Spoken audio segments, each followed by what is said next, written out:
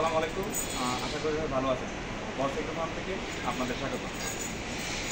আজকে আমি আগের একটা ভিডিওতে বলছিলাম যারা খামার করতে চান তারা বকনা দিয়ে শুরু করে, এবং আজকে আমি এই ভিডিওটি করার উদ্দেশ্য হচ্ছে যে আমি বকনার পাশাপাশি আরেকটা গরু দিয়ে খামার করলে লাভবান হতে পারবে যদি আপনি কিনতে পারেন। আমার সামনে যে গরুটি দেখতে পাচ্ছেন এটি আমরা কিনে নিয়ে আসি। এই গরুটি দেখা যায় এর দুধের ল্যাকটেশন খুব ভালো ছিল, কিন্তু খামারের পরিচর্যার কারণে এই দীর্ঘ 2 বছর দুধ দহন করছে, কিন্তু বীজ ধরাইতে পারে না। তো এমন অবস্থায় আমরা কিনে নিয়ে আসি। আমরা কিনে আসার পর এখন পরিচর্যা দিচ্ছি। আমরা কিনে নিয়ে আসার সময় 5 থেকে 6 লিটার দুধ ছিল, এখন পরিচর্যার পর 8 থেকে 9 লিটার দুধ হচ্ছে।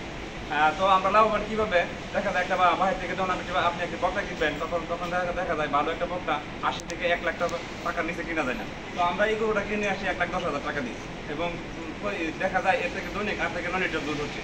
দেখা যায় দুধের টাকা দিয়ে দৈনিক যে খাবারের খরচটা, সেই খরচটা চলে যাচ্ছে, এবং সেই সাথে যদি আমরা বীজ করাইতে পারি তাহলে দেখা যায় এর সামনে ল্যাকটেশন অনেক ভালো হবে।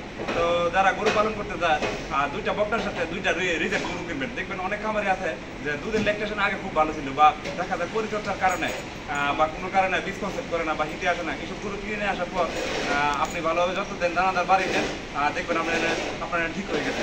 তাহলে দেখা যায় বকনা তো আপনি আনার পরে দেখা যায় 6 মাস 1 বছর পালার পরে তারপর বীজ কনসেপ্ট করে, এর 1 বছর পরে তাই আসান রূপ পাবেন।